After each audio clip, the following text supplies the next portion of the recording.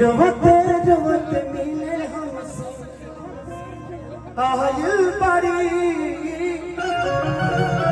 रोते रोते मिले हमसे अरे आयल बड़ी। हमार जान आज हरा दी से